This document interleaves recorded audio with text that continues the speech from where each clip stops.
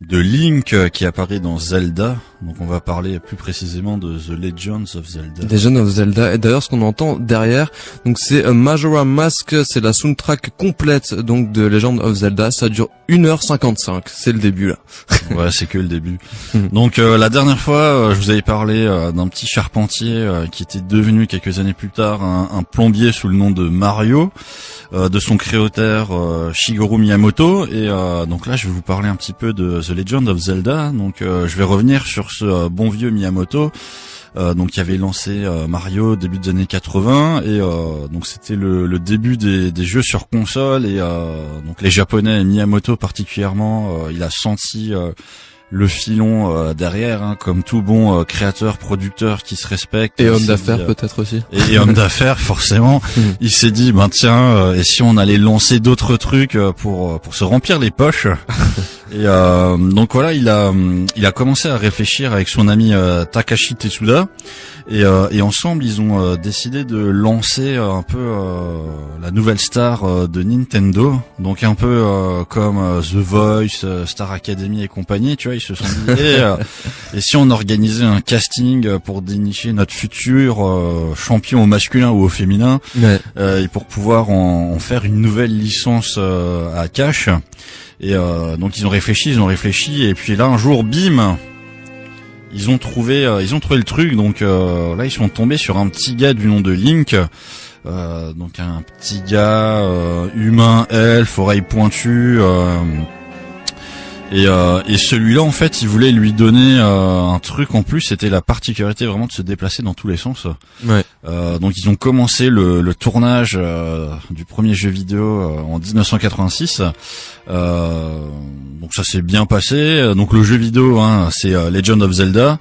Ce jeu comparé à celui de Mario, justement l'idée c'était vraiment de pouvoir se déplacer dans tous les sens, proposer d'explorer la carte, en haut, en bas, à droite, à gauche, en diagonale, etc. Hein, de proposer des quêtes secondaires, les quêtes principales, des musiques oniriques. Ouais, ce genre de jeu qu'on trouve beaucoup aujourd'hui, les jeux d'exploration. effectivement. Voilà, ouais, mais à l'époque, il lançait un peu le truc.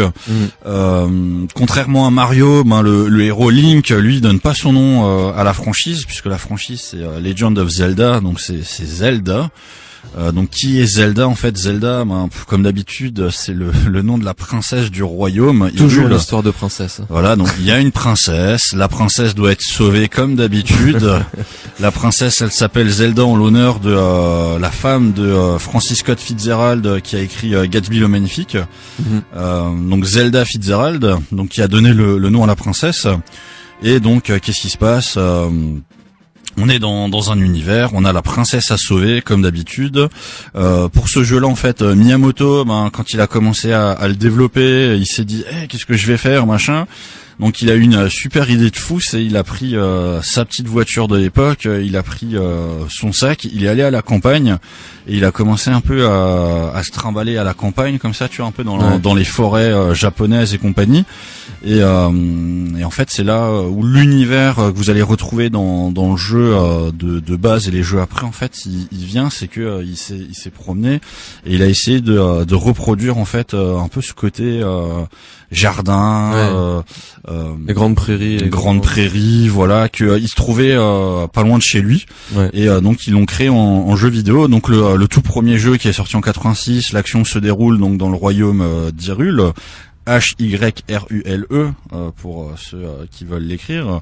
Qu'est-ce qui se passe? Tout simplement, comme d'habitude, on a un truc qui s'appelle la Triforce. Donc c'est une relique divine qui est, pour tous ceux qui connaissent et tous ceux qui connaissent pas, donc c'est 3 triangles d'or qui forment le symbole. Quand on a tout récupéré,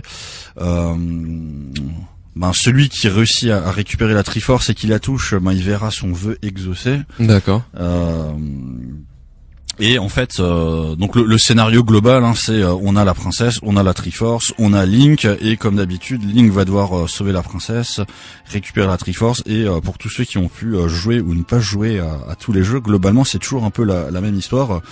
C'est un scénario qui reste assez basique, mais qui fonctionne toujours.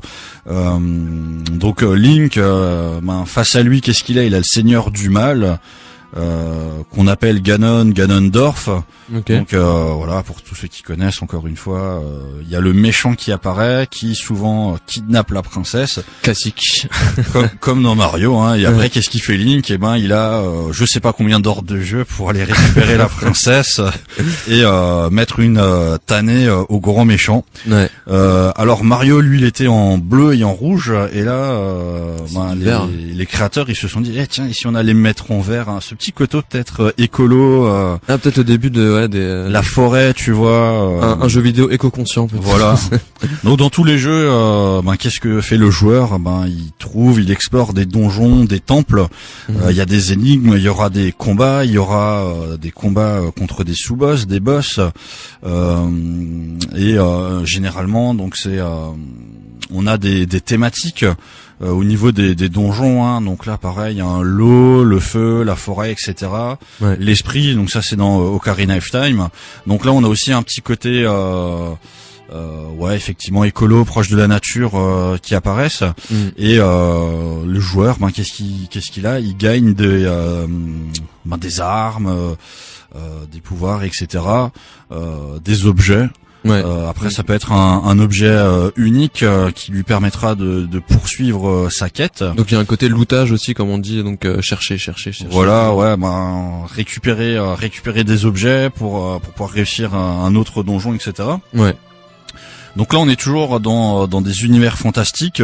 On a, en fonction du Zelda auquel vous avez joué, vous avez des divinités, des créatures, des héros, des princesses. Il y a le bon, le mal, etc.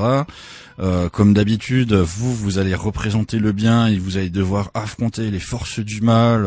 C'est original. Vous allez devoir sauver la princesse, vous allez devoir récupérer les artefacts mystiques, etc. Donc là, on a eu depuis 86 à peu près 19 jeux qui sont sortis.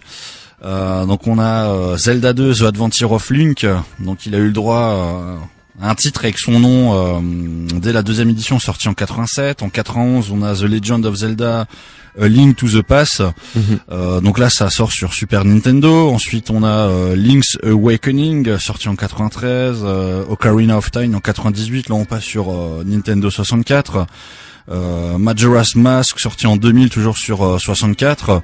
Et là, en fait, je vais vous passer tous les autres Zelda qui ont pu sortir, parce que comme j'ai dit, il y en a quand même 19. Ça, c'est pas mal. Ouais. Et donc à ce jour, on a à peu près 90 millions d'exemplaires de Zelda qui ont été vendus. Ah ouais. Donc la dernière fois, je vous avais dit que Mario, lui, c'était 250 millions d'exemplaires et 450 millions si on compte tous les jeux où il apparaît. Ouais, sans donc compter là, les goodies, les trucs, les bidules. Ouais, donc là Zelda, vous pouvez aussi quand même rajouter quelques millions d'exemplaires si on compte des Super Smash Bros et autres jeux où il apparaît.